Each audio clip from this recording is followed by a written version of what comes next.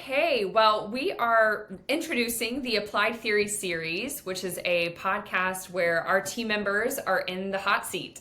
And our agency has over a decade of real life case studies that we hope will empower listeners with practical knowledge to drive success in their own growth marketing strategies. And so today, we're kicking off this new series by talking to one of our star members of our content team, Kelli Paskey, who is a champion for mapping our clients' messaging and positioning. And so today we're going to dive into the world of archetypes and the misconceptions B2B brands in particular have with infusing empathy and emotional resonance in their messaging. Kelli, thank you for joining us. Thanks so much for having me. I'm excited to be here.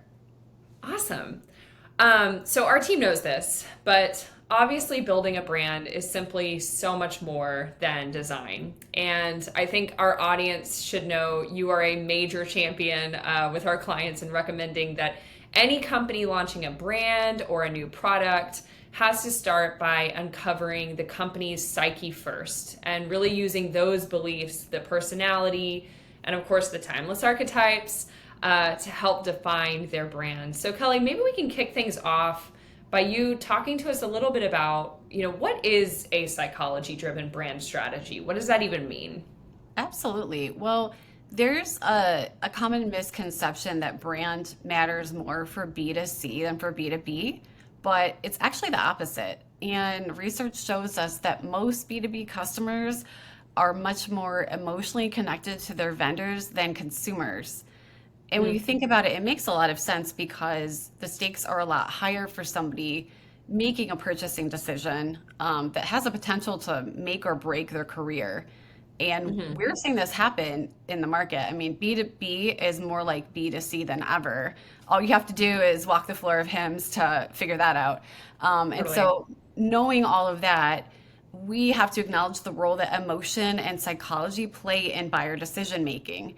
And we need to consider that brands, the brands that we all like and know and are loyal to, they all have a personality and they're relatable. And as Mm-hmm. people, I don't know about you, but I want to engage with brands that feel human, not like a corporation. And so a psychology driven brand strategy allows you to authentically create a brand story that resonates with people. And Mm-hmm. archetypes are a great way to do that and a great tool because they already exist in people's minds. Um, Yeah. they're everywhere, in every culture around the world, and they're just an incredible storytelling tool. So I'm a big fan of them.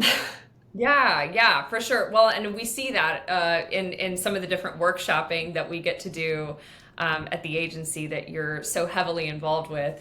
So, talk to us a little bit more about the role of archetypes in brand development. So, like there's 12, correct? There are 12, well, there are a lot of different schools of thought. I know that's a loaded question. There are a lot of different schools of thought on archetypes. But the toolkit that we use, there are 12 fundamental archetypes, and then within each of those archetype families, there's an additional four. So there's a total of 60. But I will say that some archetypes in health tech, you see more of a certain kinds in health tech, and then there are other ones that I've never seen, just because of like the inherent nature of the work that we do. That we do. So it's very interesting. I'm very intrigued by that because that's fascinating to me. So talk to us a little bit about obviously at our agency we work almost exclusively with health tech companies, in a variety of subsets of verticals, but within the Mhm. context of health tech, what archetypes are we seeing versus what we aren't? Yeah, so I would say, a good sampling of health tech. I actually took a look at our own, past clients that we've done brand foundations for, just to kind of get a read on, you know, which ones we're seeing more than others. And it was really interesting. We've had some interesting combinations as well. So usually we'll do a primary archetype and then a secondary one. And Mhm. so some of those fun combinations, we've had alchemist and servant, we've had reformer and guardian, innovator and mentor. pioneer and reformer, visionary and maverick. That one's one of my favorites. So those are the ones that we see often. And then in this space, I would expect to see, innovator, servant, guardian, mentor, a lot. So yeah, those are the ones that we typically see. Gotcha. Are there ones that we do not see that you would find surprising not to see? Like, Yeah, actually, yeah. you might be surprised. Well, and I will throw in this caveat. So when we're talking about our own clients here, Hmm. you will never see a hero archetype, and that is because the customer, whether it is the hospital CFO or the clinician, they are the heroes. Uh, Mm, and so if you have a brand who's the hero, then where does that leave the customer, right? So right. that's one that we don't use, and we do that intentionally. Um, but there are a few other ones. I'm trying to think. There's some other ones like I have not seen the sovereign, the Mm, innocent, or the lover archetypes. I have seen some of those like subset of those families, but not those exact ones. yeah. Um, Which but makes I sense, can, kind yeah, of, it right? does. Yeah, and I could see how like in the health tech space, I could see the idealist surfacing because um, Hmm. just the nature of the work, that's done. Um, that's part of the innocent family. And then the matchmaker, that's part of the lover family. And I can kind of see that archetype surfacing in something like, clinical trial matchmaking, um, something like Yeah. that. But there's ones that I never see, and with good reason. Never seen the jester, and I'd be shocked and a little bit worried if I ever did. Just I mean, healthcare and technology, they're no joking matter. And some examples of jesters like just out in the wild would be like Tina Fey or Geico. Think that kind of quality. Right. So that's something that we don't see. Yeah. Yeah, okay, that's fair. There's not Yeah. like, I mean, there's maybe, humor that could be appropriate, but probably not manifesting too largely as like an Exactly. overarching theme for a Yep. company in health tech. Um, so talk to me a little bit about, just team dynamics. So have you found this exercise shift, based on the team dynamics? Like, so for example, if a team has like four co-founders, there Hmm. might be more than one visionary driving the brand forward. So Hmm. how has this caused, or has this caused really like more than one archetype to be used to define a company? You said that they're like we'll have like maybe a secondary archetype, but have you Hmm. seen those manifest pending on the co-founding teams? Yeah, I would say historically, for the clients that we've worked with, we usually see one or two very strong, either like a founder or two co-founders or a CEO who's leading the helm, with a very strong POV, and that often influences the archetypes. And so recently we did a workshop with a founder who was way ahead of the market. And during one of the exercises that we did in the workshop, um, it became really clear that the primary archetype was visionary because so much of his passion was infused into that brand. Hmm. And to my delight, the secondary archetype ended up being maverick, which is in the rebel family. And I love that because what they're doing is so different than their competitors. They're Hmm. approaching a market problem in a very unique and bold way. And so the maverick is just perfect for that brand. And it also mirrors the founder's personality a little bit, which I think Right. is really fun. Yeah, yeah, I could totally see that. And I could also see how like this exercise, and we have seen this, just based on as these teams, as these, executive teams are engaging with one another, and then just the balance dynamic of all of these strengths kind of moving forward and manifesting into this really like, streamlined operational opportunity for Hmm. whatever they're executing against. But it's interesting because I think ultimately what we've seen, and correct me if I'm wrong, Kelly, but like archetypes are also informing not just like your branding, right? But it informs your culture. It ultimately inspires probably like team recruitment or Yes. what venture capital firms you're probably partnering with if Hmm. you are taking follow-on investment, all the partnerships that really encompass a scaling team that we see often. So talk to us a little bit about that, like how, you know, archetypes really champion an opportunity for a company to take a hard look at who their partner is and who their team is. Yeah, sure. So I think that, when we are looking at working with a team, we're really focusing on buyer-centric messaging, right? So we're Hmm. speaking empathetically to potential buyers about real problems they face and how their brand helps solve them. And so we pay really close attention to differentiation.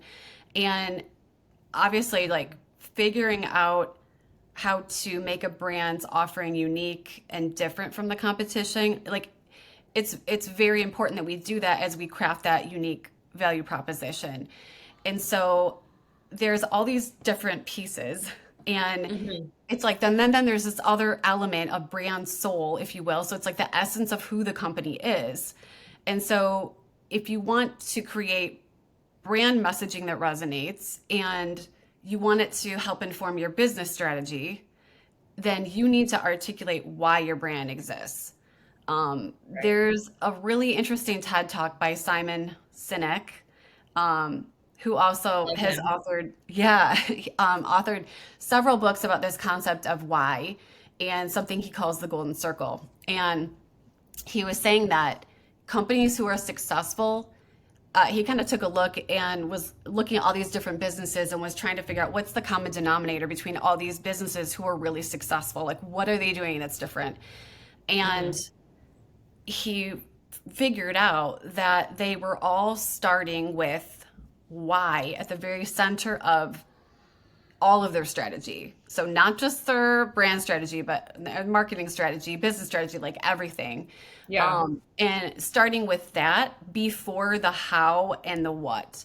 And a lot of other companies are doing it the other way, and they're not as successful. Um, Hmm. and his reasoning for that is really interesting because it's based on biology and the way that our brains work and how humans make decisions. And he actually checked it against, he had a friend that he met with who was like a neuroscientist, and he's like, tell me if I'm crazy. Yeah.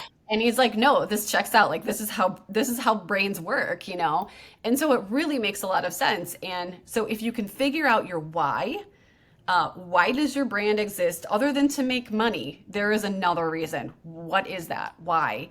It helps uncover your brand soul, and then you can start laying the foundation for, your business strategy, your brand messaging, your marketing strategy, all of those different things. So, Yeah, yeah, for sure. It truly lays the proper foundation. Exactly. yeah. I'm, And yeah, go ahead. oh, sorry.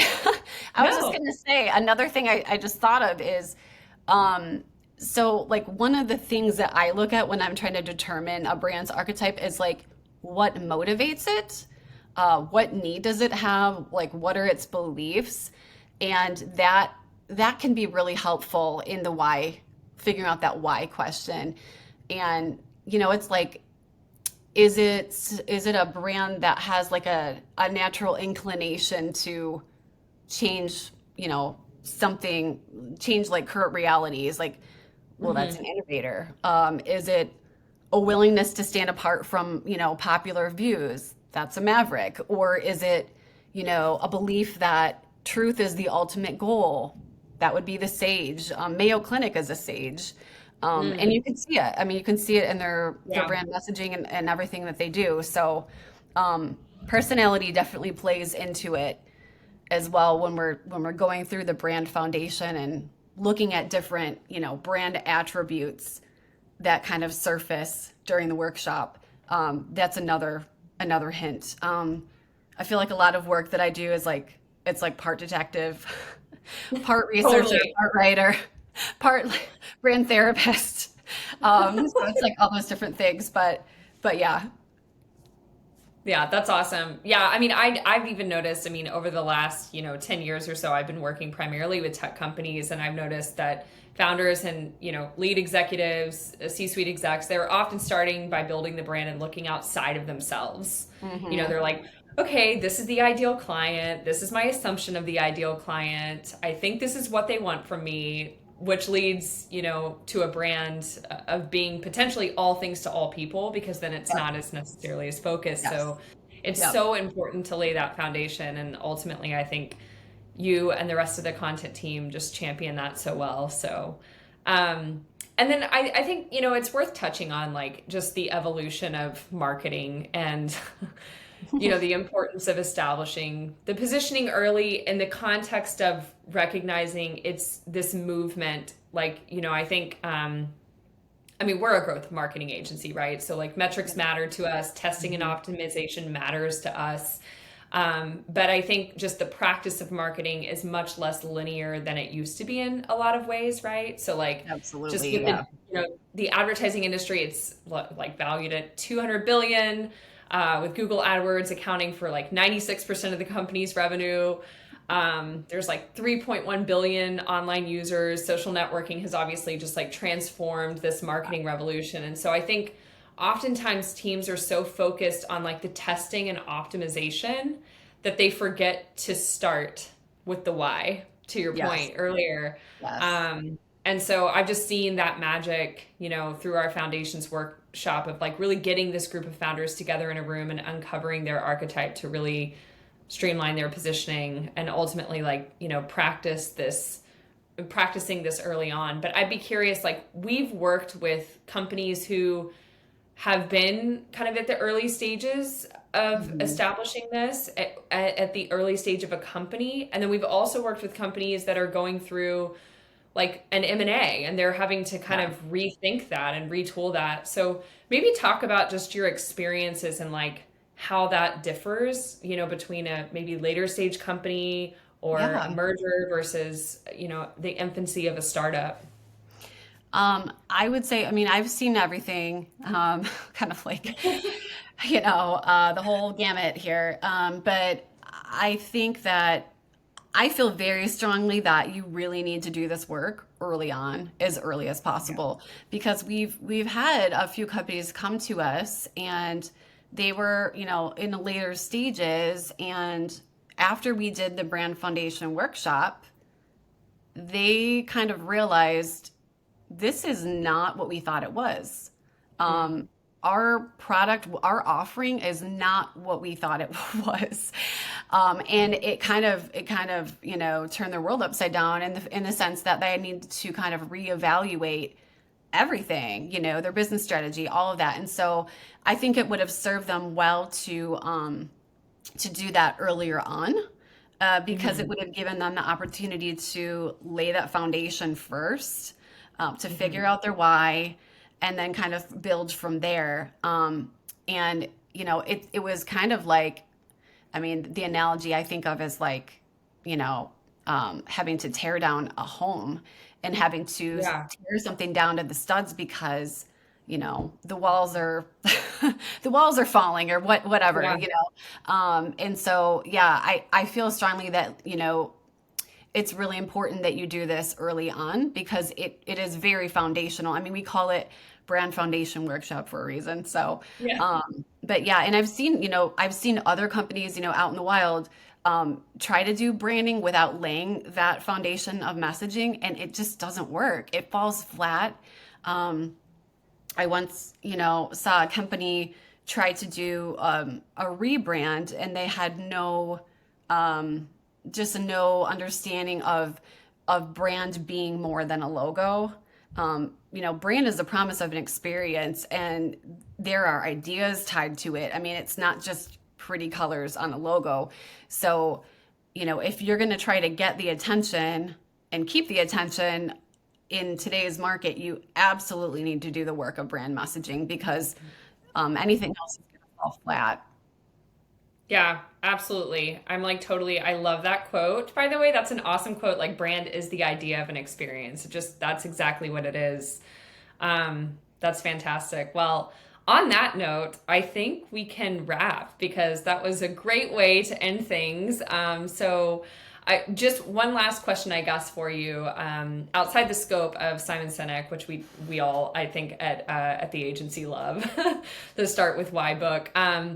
But is there anything else that you're reading or listening to right now that you'd like to share that has really kind of impacted some of your exploration in the branding and foundation side of the work that we do?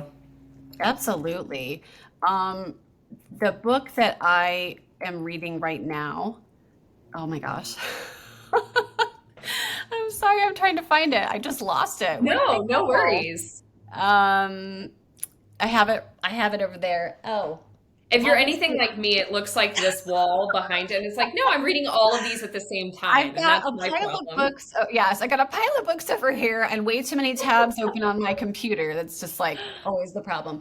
It's called Obviously Awesome, and it Oh, is cool. about it's about product marketing and positioning. And so the reason I'm reading it is because we work with a lot of product marketing managers, and Hmm. messaging and positioning is a big part of what they do. And so I wanted to get just more perspective, just on their world and the different struggles that they have, because we're constantly learning, and every brand foundation that we have, every client that we have, we learn something new. And so uh, I just yeah, I just wanted to kind of add to my toolkit. So Add to your toolkit. That's yes, fantastic. Well, and you're also a collector of, I I am a think, just collector. amazing books and resources. Kelli, for all those who are listening, like Kelli is just a wealth of knowledge in the realms of resources and ideas. So we're happy to have her on the content team. Well, thank you so much for listening to our first episode of the Applied Theory series.